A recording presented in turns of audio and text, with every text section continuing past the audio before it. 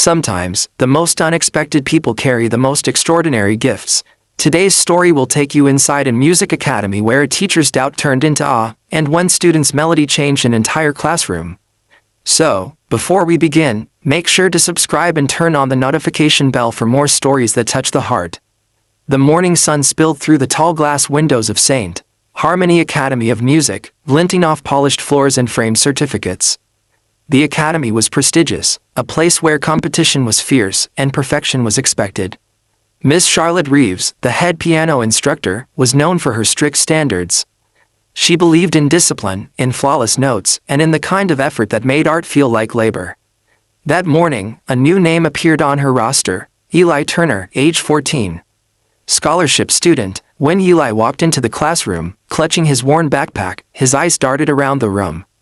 Grand pianos lined the studio, their glossy black surfaces reflecting the nervous faces of students already seated. He quietly found an empty bench in the corner. Miss Reeves glanced up from her clipboard. "You must be the new student," she said, her tone clipped but not unkind.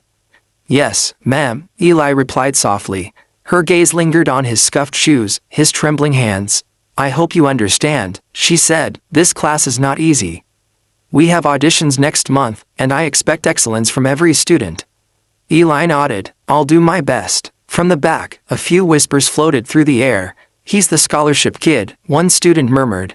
"He probably can't even play." Miss Reeves didn't say anything, but part of her wondered the same. Over the next few days, Eli attended every class quietly. While others chatted and competed, he stayed to himself, listening, watching, practicing late after everyone left. But Miss Reeves couldn't help noticing, his fingers, though hesitant, carried something unusual. There was feeling in every note, a kind of raw emotion that technique couldn't teach. Still, she told herself, he lacks discipline. Emotion isn't enough in this academy. On a Thursday afternoon, Miss Reeves decided to test him. "Class," she announced, "today we'll do something different. Each of you will play a short piece.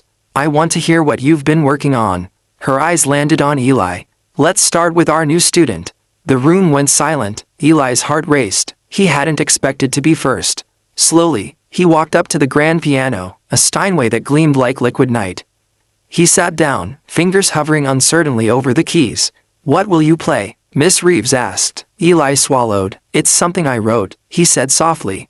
A few students exchanged smirks. Original compositions were rare, risky, and often met with criticism. Miss Reeves folded her arms. "Very well," she said.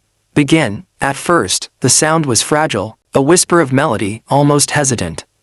But as the notes grew, something began to shift in the room. The melody danced between minor and major chords, carrying an ache that only someone who had known struggle could express. It was a song that spoke of late nights, of quiet dreams, of resilience and hope. The laughter stopped, the whispers faded, even the air seemed to pause, listening. Miss Reeves felt her breath catch. There was imperfection in Eli's playing, a missed note here, an uneven rhythm there, but there was also truth. And truth, she realized, had more power than perfection ever could. When the final note lingered and faded into silence, nobody moved. For a long moment, all that existed was the echo of that last chord.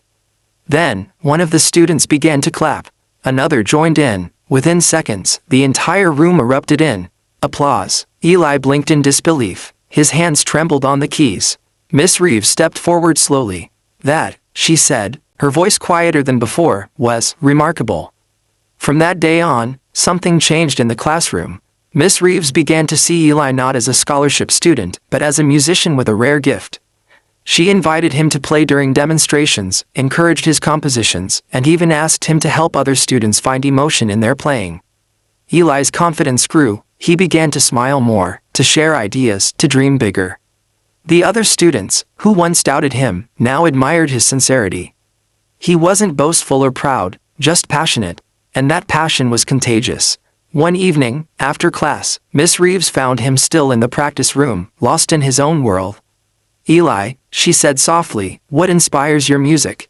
He hesitated, then smiled. "When I play, I remember my mom humming while she cooked," he said. "She always said music can heal people, so I try to make something that heals." Miss Reeves felt a lump rise in her throat. "Your mother sounds wise," she said. "She passed away last year," Eli replied. "But when I play, I feel like she's listening." Miss Reeves nodded slowly, unable to speak. That night, she sat at her own piano long after the academy had closed, thinking about her years of teaching. She had spent so much time chasing precision, she'd forgotten what music was really for. The following month, the academy held its annual recital, a night when parents, donors, and alumni filled the auditorium to hear the students perform. Eli was nervous. His piece, The Light Between Notes, was chosen to close the event. It was the first time a scholarship student had ever been given that honor. Backstage, Miss Reeves found him pacing. "You'll do fine," she said with a reassuring smile. "Just remember, play from here." She tapped her chest lightly. "Not just from here." She pointed to his hands. Eli nodded. When his turn came, the lights dimmed and a hush settled over the audience. He sat down, closed his eyes, and began to play. The music rose like dawn, tender at first, then radiant. It carried every ounce of emotion he'd held inside, every story he'd never told aloud. In the crowd, Miss Reeves felt tears slide down her cheeks. Around her, others wiped their eyes too. The music spoke a language that words could never match. When the final chord faded, the audience stood as one. A standing ovation. Eli bowed deeply, overwhelmed. For a moment, he looked toward the teachers' section. Miss Reeves was clapping the hardest. After the recital, Eli found her waiting backstage. "You did it," she said simply. "No," he said with a shy smile. "We did it." Miss Reeves chuckled softly. "You've taught me more about music this year than I've learned in decades." She handed him a small velvet box. Inside was a silver treble clef pin, the Academy's highest honor. "It's not just for talent," she said. "It's for heart." Eli's eyes filled with tears. "Thank you, Miss Reeves." As the crowd filtered out of the auditorium, Miss Reeves turned to watch him rejoin his classmates. Laughter, hugs, and music surrounded them. For the first time in years, she felt something she hadn't felt in her own playing, joy. That night, the Academy didn't just witness a performance, it witnessed transformation. A teacher rediscovered her purpose. A student found his voice. And everyone learned that true art isn't measured in perfection, but in passion.